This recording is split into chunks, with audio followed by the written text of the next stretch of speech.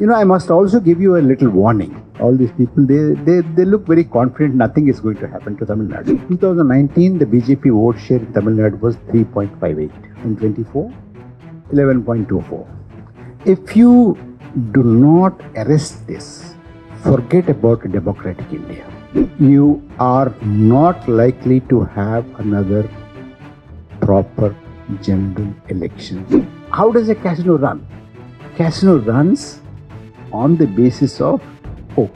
I win again, I might lose too, but again I'll win. I have a hope. Oh, let me win. I'll win. I'll be able to win. But ultimately, at the end of the day, who wins? The casino wins. Don't be fooled by a win here and a win there. Understand what you're losing. You will lose Lok Sabha. You might win Telangana. You will lose Maharashtra. You might win Chhattisgarh. So, casino wins. What we have today is not the Election Commission of India, but an election morcha. The NDA, which now has 293, which they won 293 in 2024, would have been 214. And the opposition alliance, which today has 234, would have had 313. If you think that by working hard, you'll win next election, like the casino thing, it's not going to happen. This election, 2024, 5 crore votes were hiked. If you don't stop this now, next election, 10 crore votes will be hiked. Another election after that, 20 crore votes will be hiked. Please stop thinking that if you post on Facebook or Twitter or YouTube or something or the other, you have done your duty. No. It has to be feet on the ground agitation to save our democracy. Otherwise, you are not going to save democracy in this country. It has to be framed in such a way that this is a fight for the republic by the people, by the common voters, by you and me, against this kind of a fraud that is being committed on the country. Political parties will not agree now, but I am sure that one day they will have to come to this conclusion. Indian democracy is out of our hands. We won't be able to retrieve it. We won't be able to save it. At least now we have a chance. Sri Marutayan, Mathur Satya, Sujata. Where is Karikalan?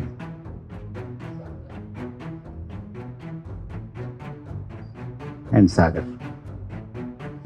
My dear friends, I assume that you still have some patience. Okay. I won't take long. I'll speak briefly. And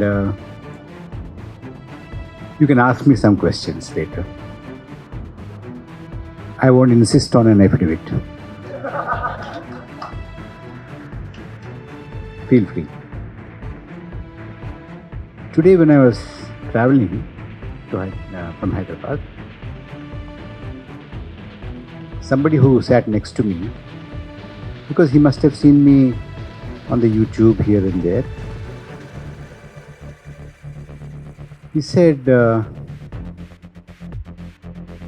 look, Parakala, you're missing one important point. He said, you're aware of the structure of Bharatiya Janata Party, BJP. BJP has different wings also. They're called morchas. There is Bharatiya Janata Yuva Morcha, BJY, the youth wing. Mahila Morcha, Kisan Morcha, Minority Morcha, etc.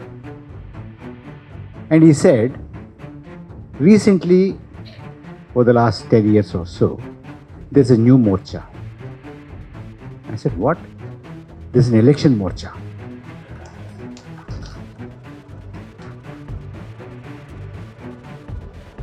Then I thought, it makes sense. So, what we have today is not the Election Commission of India, but an election morcha. This election morcha did a wonderful job. You know, in 2024 Lok Sabha elections, a lot of exercise was done. I think in this venue last year on the 8th of August, just about a year ago, I gave a detailed presentation based on a very thoroughly researched report of the Vote for Democracy group, PFD report, which concluded that 79 seats have changed hands because of around 5 crore vote hike that has taken place. Between the provisional figure announced by the Election Commission of India and the final figure, there's a huge hike that amounted to about 5 crore votes. These 5 crore votes have changed the fortunes of a minimum of 79 seats spread across 15 states. If that had not taken place, the NDA, which now has 293, which they won 293 in 2024, would have been 214. And the opposition alliance, which today has 234, would have had 313. When you take this figure into your mind, 214 NDA and 313 opposition, then my friend who sat next to me in the plane, who said there is an election morcha, makes sense. You know, I must also give you a little warning. In Tamil Nadu, Marudayan and other people, or Mathu Satya, all these people, they look very confident nothing is going to happen to Tamil Nadu. You know, before the elections, I went to Kerala many times because my book got released and, you know, many invitations were there, the universities and other civil society groups. I used to speak and then I used to warn them, look, don't think that your Western Ghats are going to protect you. Something is going to happen. Be careful about it.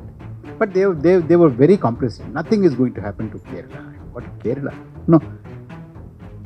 But it happened. And you know, the game is very sophisticated game. Please understand this. And you will hear a lot of arguments in the social media and Facebook, etc. That look, what are you talking? If mandate is stolen, they would have had 400 par, isn't it?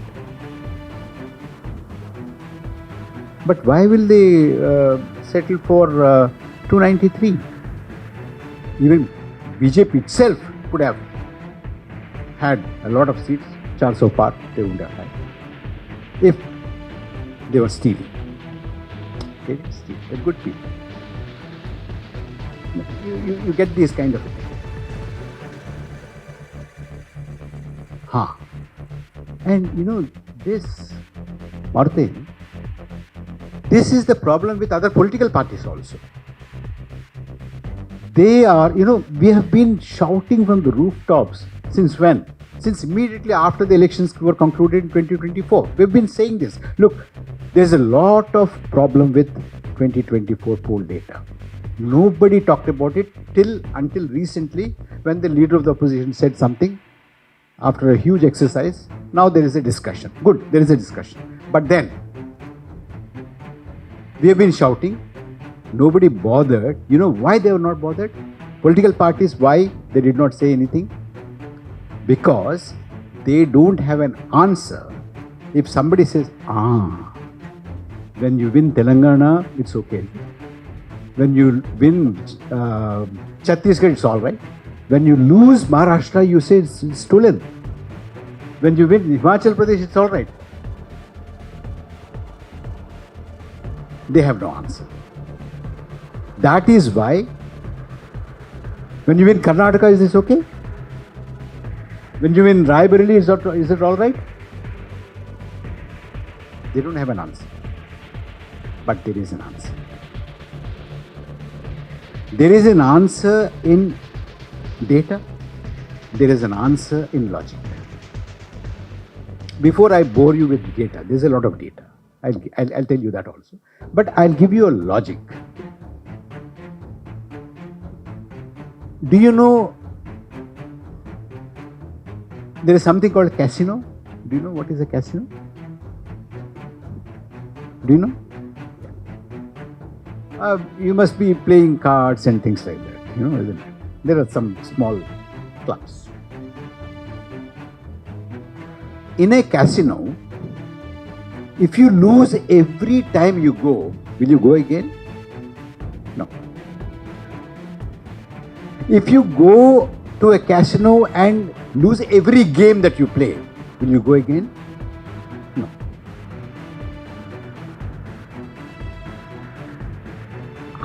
How does a casino run?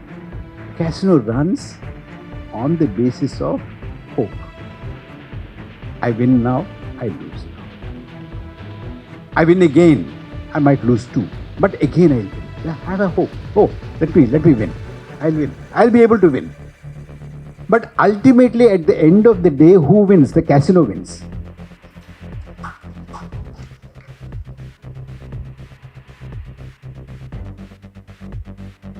You take Chhattisgarh. Maharashtra, no. Dharavi we want. Dharavi development is important. We want that. Chhattisgarh you take. All right. Himachal, take it.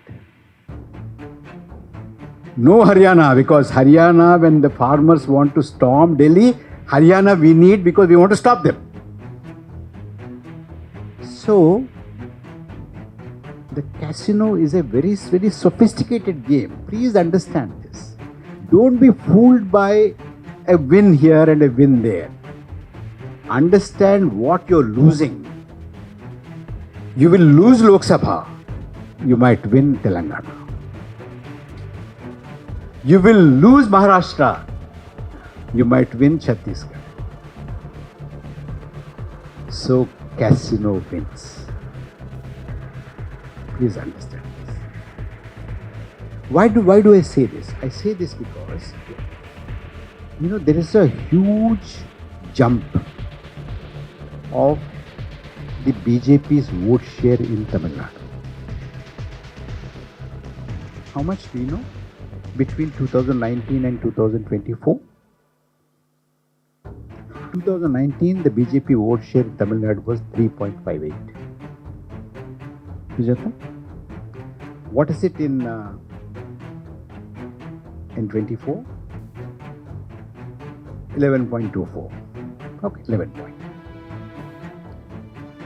And see, they're showing you progress, growth. So tomorrow, when is your election? If something happens in 26, you see, there's a record from 3.58 to 11.24, and it's not a big deal after that. See, they can also tell you how many seats now. So, which is about how much is the growth? About 8%. 8%. Sorry? So, which is from 19 to 24, the growth is about 7%, isn't it?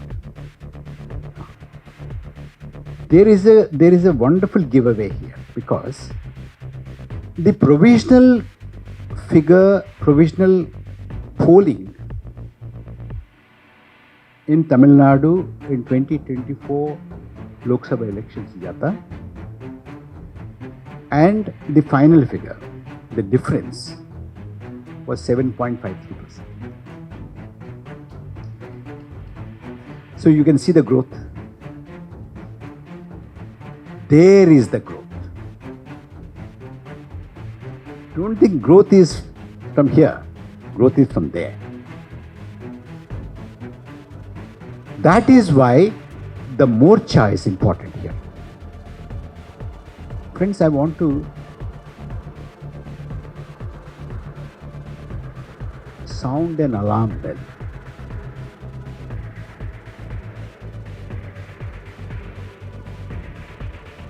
I feel like saying this because after seeing you sitting here for more than 3 hours, I feel confident that you are serious.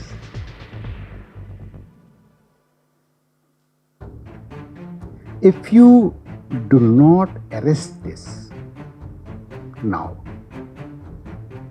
forget about a democratic India.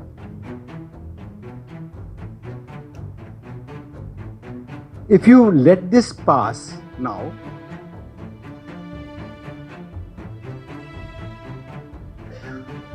you are not likely to have another proper general election to the Lok Sabha. Don't think I'm too alarmist. Anything can happen anywhere but not in India. Anything can happen anywhere but not in Tamil Nadu. Please don't go into that. Everything there is a first time. And you have seen a lot of things that have happened for the first time in India. Parthen has given you a huge list from Pegasus to electoral bonds to so many things.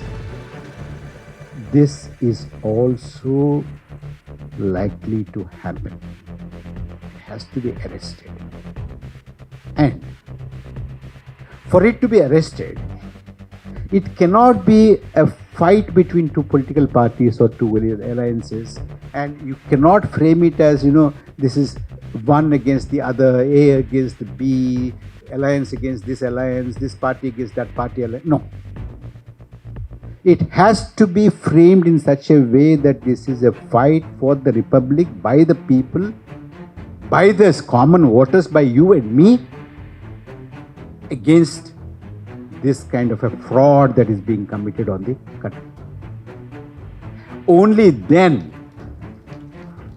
we are going to save our democracy.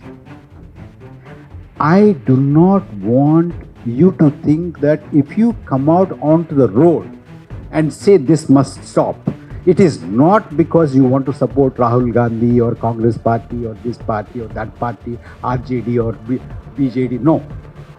It is to save our democracy, it is to save our republic that we need to get onto the road. And please stop thinking that if you post on Facebook or Twitter or YouTube or something or the other, you have done your duty. No. It has to be feet on the ground agitation to save our democracy. Otherwise, you are not going to save democracy in this country. The other day, I was talking to somebody, I said, look, all this is happening. Then he looked at me and very, very confident, and he was so complacent, he was even smiling. He said, look, I've demolished all those arguments, he said. Where? Don't you follow me on Facebook? He demolished all these arguments on Facebook. So what else? But those two guys are happily going to the bank, vote bank. I said, do you know that we had 7-phase polling? Yeah, and Election Commission took 11 days to declare the final polling percentage for phase 1. Do you know? 11 days. It took 4 days to declare the final polling percentage for phase 2. For phase 3, it took 4 days. For phase 4, it took 4 days. For phase 5, it took 3 days. For phase 6, it took 4 days. For phase 7, it took 5 days. Why? Why did the Morcha take so long to tell you what is the final percentage polling?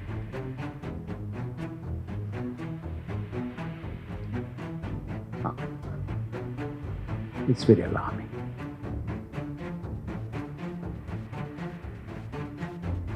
Sagar,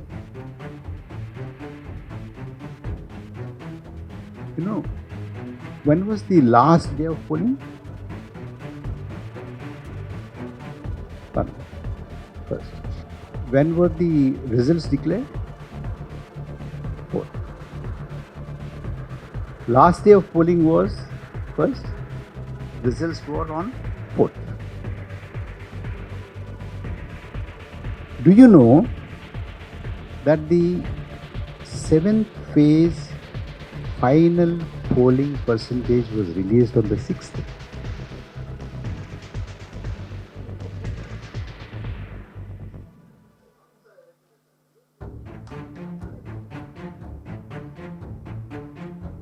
After the final results were declared,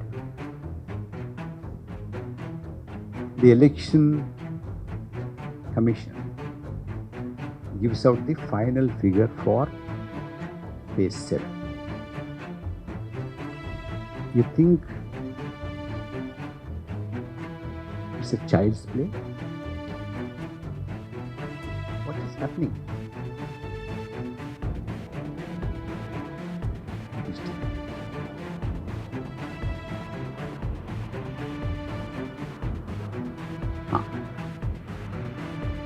There's one more. Phase 2 is very interesting phase. Phase 2, even today, now, just before speaking, I was checking. Even now, you don't have constituency-wise preliminary polling data. Even now. So you do not know how much is height. See, if you say this is the preliminary data and this is the final data, even somebody like me who doesn't know much of mathematics can sit down and say, look, this is the height. Like I told you about Tamil Nadu height, 7 point something. But you can't say this because, you know, initially the election commission refused to give, for phase 2, it refused to give even state-wise data. It gave phase data. Phase, the entire phase, this one. What? Entire phase? Does it make any sense? It refused it. Then it gave state-wise, but no constituency-wise, even today. Now, why is it important? It is important because the strike rate of BJP NDA in phase 2 is extraordinary. Extraordinary. You know, in phase 2, West Bengal, 3 seats went to election.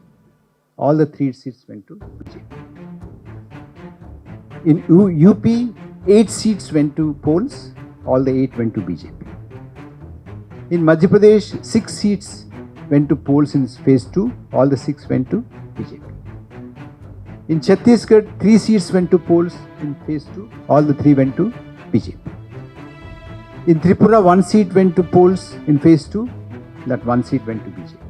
In J&K, 1 seat went to polls in phase 2. That seat went to BJP. In Karnataka, 14 went to polls in phase 2. 12 have gone to BJP.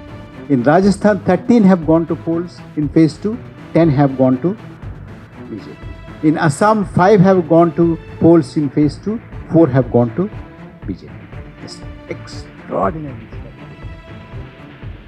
You have appetite for one more thing under 5 minutes? Yeah? Why is it important to talk about this hike? Whenever there is a huge hike, wherever there is a huge hike, for instance, in Odisha, the hike was 12.48%. You know what happened? Out of 21, BJP won 20.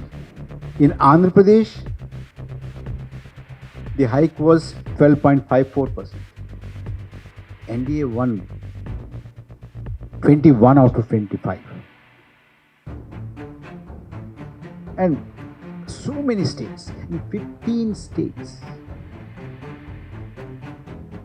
you have large scoring. And what happens when the hike is very, very little? And historically, the hike has never ever been more than 1% between the provisional figure and the final figure salary. Many times it is 0.5% or even less than 0.5%. Historically. I think this is the time when we have to talk about UP. In UP had polling for all the 7 phases. In phase 1, the hike was 3.25. In phase 2, we don't know. Hike, you don't know because we don't have the figure to compare. There, as I said, 8 seats went to polls and all the 8 were backed by BJP. Phase 3, 0.2% hike. Just 0.2%. Phase 4, 0.34%. Phase 5, 0.23%. Phase 6, 0.01%. Phase 7, 0.25%. And you know what happened? From 67, the NDA came down to 36. So when the hike is less, the NDA falls. It fell. Where do we go from here? Now, there's so much to talk about, but I don't want to bore you with a lot of data. In fact, we spoke about a huge amount of data last year when I spoke. But let me now spend a couple of minutes on what do we do now. Political parties will not agree now, but I'm sure that one day they will have to come to this conclusion. One day they will have to come to this conclusion. Look, this Lok Sabha is sitting there on the basis of a fraudulent election. It has to go.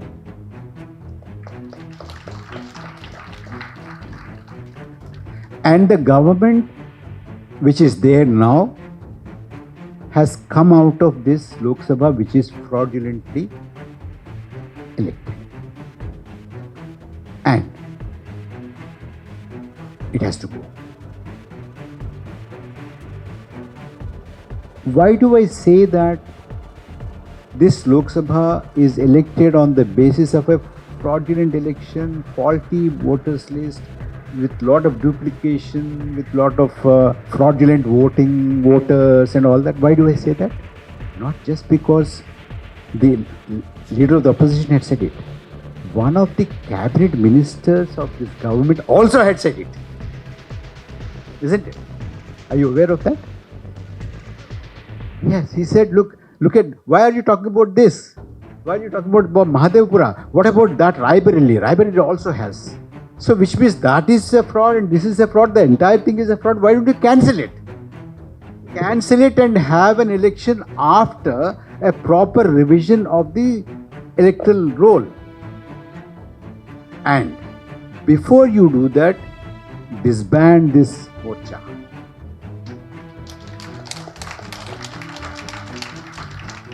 Look, I am asking for something which you think is impractical, is impossible. What is he talking about? Is he talking out of his hat? And you might say anything. But what is the point in having this pretense of we are in a democracy, we have a government, we have a parliament, we have voting, and we do. Why do you pretend? What is this pretension for?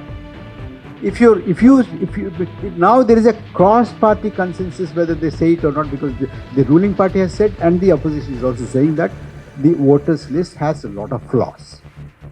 And there are people who are now coming up and saying that, it's been like that forever, always. If that is the case, always the election was a fraudulent election, isn't it? So it doesn't mean that because there was a fraud earlier, this fraud is all right. No. 1952 election was also like that. I was not born. I am not a party to that. This election, I am here, and I know that in the voters list I have too many fraud. Sagar had just said now. So this is the thing. It has to go. It has to be completely cleansed. It has to be cleaned up. And then have an election. Cleaning up is not what our friend Sagar had described. Not like, you eliminate people. No. Proper. With integrity. So what we need now is an electoral process with complete 100% integrity. Then, all this is not to say, I don't like that party, I don't like this leader. No. If it is a process with complete integrity, let anybody win. If I don't like, I'll politically fight. If I like, it's fine. But if the process is rigged, I can't fight. I've been telling a lot of political party friends, look, if you think that by working hard, you'll win next election, like the casino thing, it's not going to happen. This election, 2024, 5 crore votes were hiked. Next election, if you don't stop this now, next election, 10 crore votes will be hiked. Another election after that, 20 crore votes will be hiked. What will you do? You won't do anything. You can't. And you contest the election, there's a fraud, there's a hike, somebody wins, and by contesting the election, you are only giving an opportunity or you are legitimizing that fraudulent election. So, until the electoral rolls are properly cleaned up, until the election commission, this present election commission does not inspire confidence and does not inspire that it could be impartial because the way it is appointed itself gives you a lot of suspicion, because it is appointed like a government secretary is appointed. It is the Prime Minister and a Cabinet Minister with Leader of the Opposition. Leader of the Opposition has anyway no role there, no majority. It's just the government decision. Supreme Court's Chief Justice role is eliminated. Now, after Supreme Court's Chief Justice role is eliminated, how can you feel that, how can you say that this appointment is an impartial appointment? Well, sometimes, even a government appointee can act impartially. Don't forget Session. Session was not appointed by Supreme Court or anybody else. Session was appointed by the government. Still, he said, this is not Election Commission, Government of India, but he said, this is Election Commission of India, not a government department. I am not answerable to the cabinet secretary. I am not answerable to the minister. Nobody can call me. I won't take anybody's call. I am answerable to the President of India. I am answerable to the people of India. I am answerable to the Parliament of India. A government appointee like T.N. Seshan said that. But the present election commission and the commissioners and the chief election commissioner, look at the way they have conducted themselves. The Prime Minister during the election campaign delivers 110 hate speeches and not a single notice is given to the Prime Minister. That is the election commission. And they release the final figures of phase 1 after 11 days. They release final figures of the last phase after the results are declared. This inspires any confidence? Is it impartial? So disband election commission, dissolve the Lok Sabha, get rid of this government, clean up the electoral rolls, and then conduct the election. Whoever wins, no problem at all. Now, why is this happening? It's important. So what do we do? What has happened? Briefly, I had given you some important things. What do we do? What should happen? Why is this happening? It is happening because there is an agenda to turn this country, this republic, into a theocratic republic, a majoritarian state, a Hindu majoritarian state. This is the agenda. Fair enough.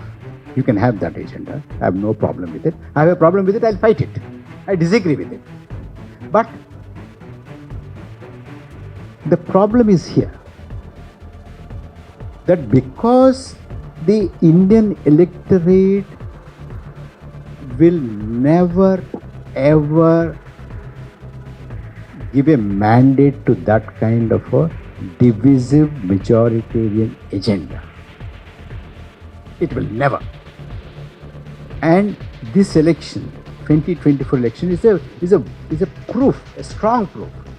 Even without the fraud, I've brought in 79 seats and told you they wouldn't have crossed 214. I told you that. But even with fraud, no. It's very clear that the Indian electorate has not endorsed this. Therefore, now look at the historical background. You know, before BJP was born, it used to be Bharatiya Jana Sangh. How many people remember? Most of you remember, do? BJS. You know, what was the peak performance? And BJS, you know, it had stalwarts. Today, the leadership of BJP are pygmies compared to those people, isn't it? You had, what are the names? This particular, that turning India into a theocratic, majoritarian Hindu state was championed by big people. Shyama Prasad Mukherjee, Balraj Madhov, Swami Karapatri ji. And that time, the RSS Sarsang Chalak, Golwalkar was alive. You know, with all those big people, the peak performance of Bharatiya Jana Sangh was 9%. 9% popular vote. And after that, BJS merged into Janata Party. After that, they came out and then started saying that we are Gandhian socialists and all that kind of thing. Okay, you know all that. And remember, please remember, that every political party those days used to say that we are all secular. Isn't it? Every political party, including the BJP. Today, do they say? No. They're bold. They're bold. Not bold, bold. because they realized then that divisive agenda, peak performance with all those huge personalities was not beyond 9%. We have to do something. They went on saying that we are also secular. And the so-called controversial points on their agenda like Ram Janmabhoomi, Article 370, Uniform Civil Code were put on the so-called back burner. Then they get 20%, 21%, 22%. Then they also get allies from DMK, AIDMK, TDP, BJD, etc., etc., etc. They form governments. 2024 also was not a communal propaganda, communal agenda, communal manifesto. But once they realized they had to do this, and Indian electorate is not endorsing this kind of a thing, what do? Then you build a morcha for elections. That is the reason why we have this kind of a huge fraud of about 5 crore votes hike 2024. Now you have what Sagar told us, the SIR of taking out all those people who are not likely to vote for you. So this is the design. This is why it is happening. It has to be stopped. And it has to be feet on the ground agitation. Not a slacktivism like, you like and you dislike and, you post it and unpost it and retweet it, tweet it. No, it's not enough.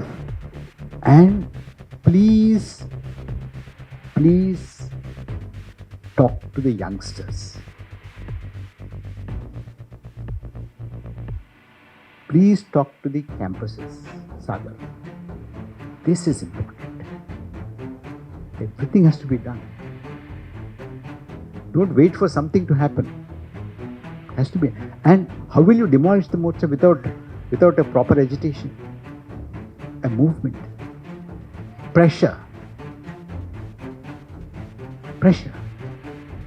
And these political parties should stay away from the elections and make the ruling party a laughing stock. And if political parties think if I don't contest the election, they will rule. No, it's not possible. It won't happen. Everybody will laugh at them. Well, just think about it. It's very serious.